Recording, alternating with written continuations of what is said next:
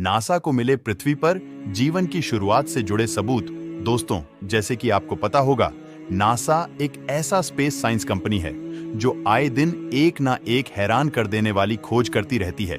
ऐसे में NASA space science company ने पृथ्वी से जीवन शुरुआत करने की एक बहुत बड़ी बात पता चली है, जिन्हें आज हम इन वीडियो में जानने वाले हैं।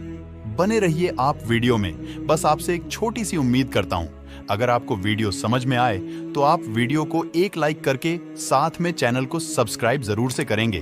तो चलिए दोस्तों, जान लेते हैं। दोस्तों, धरती पर जीवन की शुरुआत कैसे हुई? एक मान्यता है कि धरती पर जीवन के बुनियादी तत्व अंतरिक्ष से आए थे। अब इसी सिद्धांत से जुड़े कुछ और साक्ष्य मिले हैं। 450 करोड़ साल पुराने एक एस्टेरॉयड के नमूनों में पानी और कार्बन मिला है। पानी और कार्बन, ये दोनों ही तत्व हमारे ग्रह की बनावट में अहम हैं। नासा के प्रशासक बिल नेल्सन ने मीडिया को बताया कि एस्टेरॉयड के कणों की शुरुआती छानबीन में ऐसे नमूने मिले हैं जिनमें हाइड्रेटेड क्ले मिनरल्स की शक्ल में प्रचुर पानी है। बिल नेल्सन ने बताया कि ये धरती पर लाया गया अब तक का सबसे अधिक कार्बन से भरा एस्टेरॉयड का नमूना है। इसमें कार्बन, मिनरल्स और अनऑर्गेनिक मॉलिक्यूल्स दोनों ही रूपों में मौजूद है। एस्टेरॉयड का यह नमूना नासा के ऑसिरिस रेक्स अभियान के अंतर्गत जमा किया गया था। ऑसिरिस रेक्स का पूरा नाम है origins spectral interpretation, resource identification and security regolith explorer. यह पहला अमेरिकी अभियान है जो एस्टेरॉयड का नमूना पृथ्वी पर लाया। इस अभियान की शुरुआत 8 सितंबर 2016 को हुई थी। नासा के भेजे एक अंतरिक्ष यान ने पृथ्वी के एक नजदीकी एस्टेरॉयड बेन्नु की यात्रा की और वहां की सतह से पत्थर और धूल के नमूने उठाए। इन नमूनों को सितंबर 2023 में पृथ्वी पर पहुंचाया गया। इसका तरीका भी दिलचस्प था। अंतरिक्ष यान खुद नमूने लेकर पृथ्वी पर लैंड नहीं हुआ, बल्कि उसने जमा किए गए नमूनों को एक कैप्सूल में रखकर धरती की कक्षा में छोड़ दिया। फिर यह कैप्सूल पैराशूट के जरिए उठा के रेगिस्तान में रक्षा विभाग के ठिकाने पर पहुंचा, जहां टीम उसका इंतजार कर रही थी।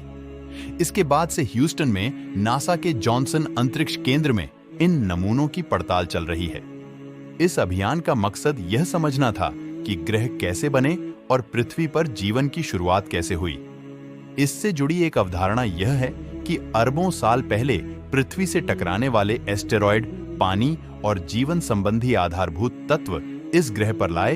इन नमूनों की मदद से वैज्ञानिक एस्टेरॉयडों के पृथ्वी पर संभावित असर को बेहतर ढंग से समझने की भी कोशिश में हैं। यह भी कि अगर कभी बेन्नु के पृथ्वी से टकराने की नौबत आए तो उससे कैसे निपटा जाए। हालांकि फिलहाल तो बेन्नु के पृथ्वी से टकराने की आशंका नहीं है, लेकिन 300 तक इसकी संभावना बढ़ सकती है। इन नमूनों की मदद से वैज्ञानिक एस्टेरॉयडों के पृथ्वी पर संभावित असर को बेहतर ढंग से समझने की भी कोशिश में हैं।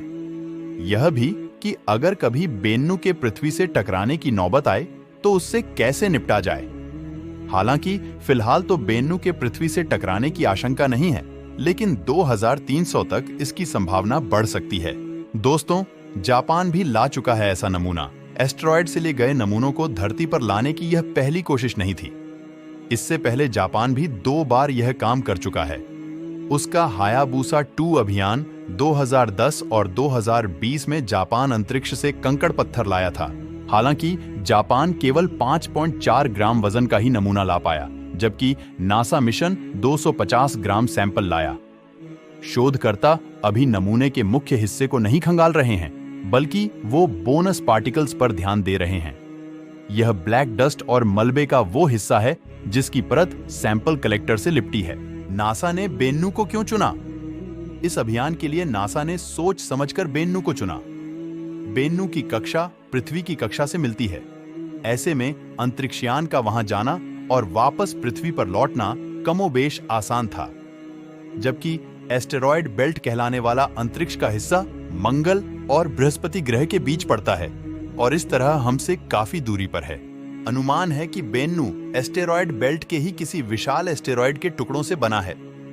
बेन्नु पर भेजे गए अंतरिक्षयान ने जो डेटा जमा किया, उससे पता चला कि इसके बाहरी ढांचे को बनाने वाले कण इतने ढीलेपन से जुड़े हैं कि अगर कोई इंसान बेन्नु की सतह पर पांव रखे तो शायद सतह में उतर जाएगा।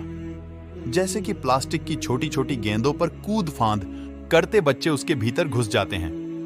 दोस्तों, यह जानकारी आपको कैसी लगी कमेंट में बताना जरूर। और हाँ, ऐसे ही न्यू अपडेट के लिए चैनल को सब्सक्राइब करना मत भूलना। फिर मिलते हैं किसी न्यू वीडियो के साथ, तब तक के लिए आप अपना ध्यान रखिए।